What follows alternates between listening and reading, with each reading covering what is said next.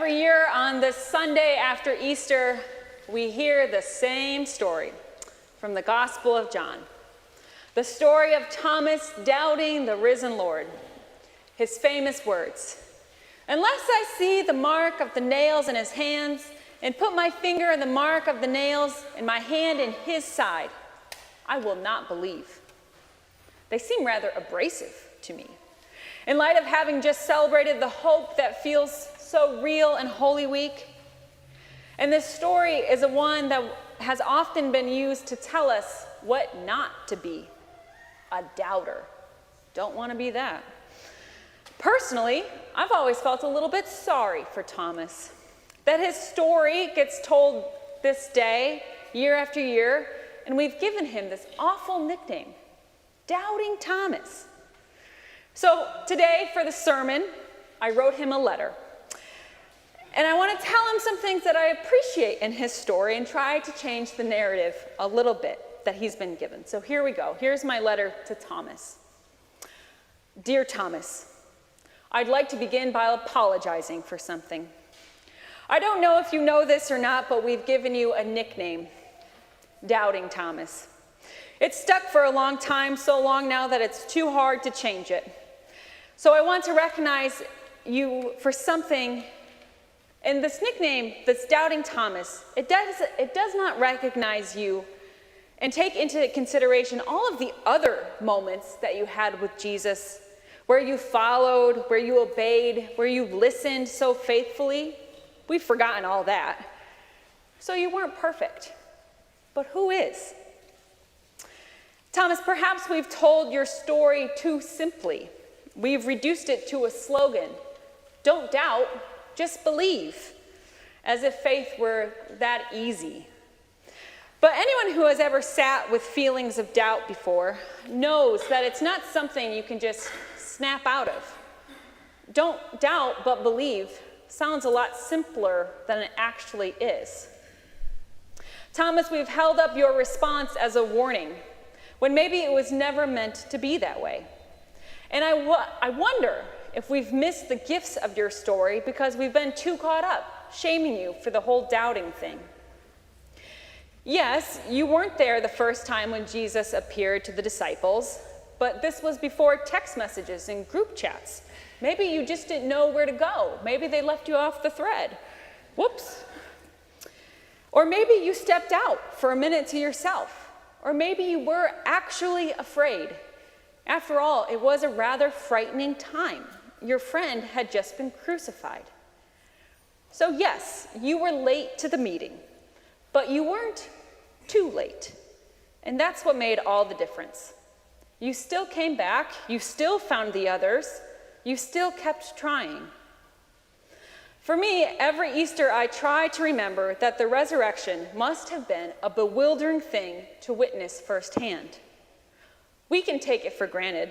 We've heard the story, we've been to the Easter services, but people do not rise from the dead. The resurrection is the ultimate sign of God making the impossible possible. It must have been bewildering to get that news. And I think I would have had questions too if I was there in these first days. So I'm not sure, Thomas, if we should call your response doubt. Maybe a more accurate word would be honesty. You didn't believe what everyone else was saying, and you had the courage to say so, out loud, in a room full of people who disagreed with you.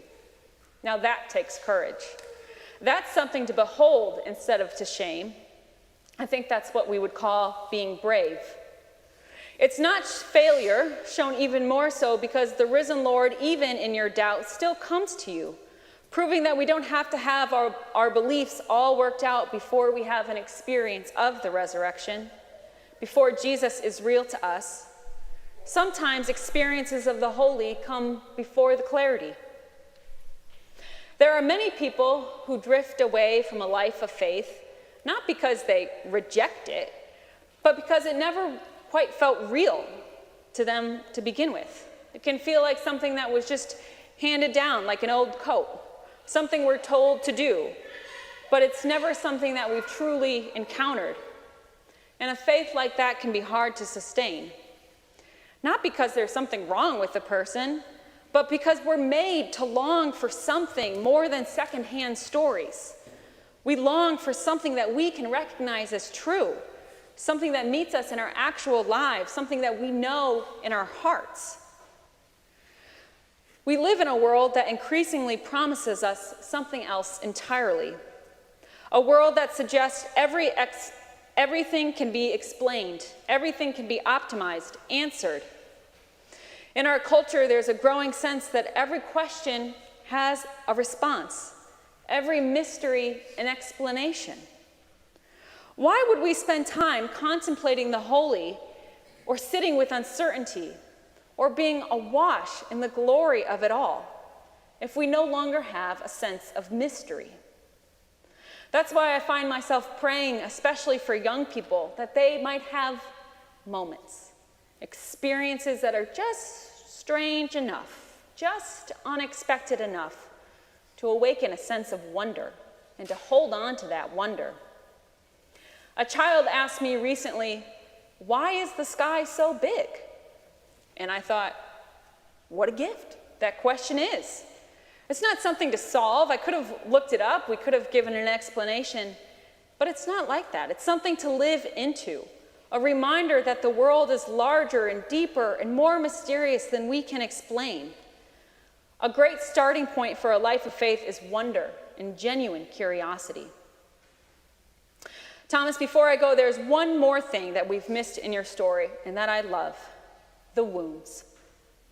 There's a painting by Caravaggio, it's in our bulletins this morning, that shows your encounter with Jesus. You leaning in so close, your hand almost touching his side. Some think it's an uncomfortable image, that the wounds are just too real. Thomas is too close, but I find it a beautiful one.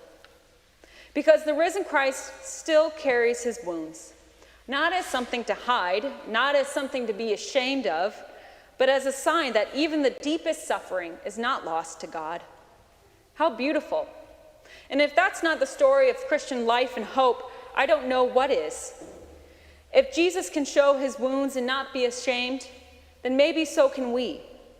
We can claim that our wounds don't tell the entire story about us, that they are not a source of shame, but a place to see your work of redemption in this world. And finally, Thomas, I began with an apology, but let me end with a thank you. Thank you for your honesty. Thank you for your courage. Thank you for showing up even when you weren't sure. Thank you for insisting that faith be something real in this world, and for reminding us that resurrection does not erase wounds, but by the grace of God transforms them. Because the truth is, Thomas, we are not so different from each other. Still, in 2026, we know something about locked rooms. We know what it is to be afraid, to sit behind closed doors, unsure of what comes next, to carry questions that we don't know how to answer. And still, Jesus comes through even the most impossible of situations. The door might be locked, but you taught us to take heart, for Jesus is already inside, waiting to proclaim peace and to set us free. So that's all for now. Take good care. Thanks for listening, and we'll see you at the same spot again next year. Amen.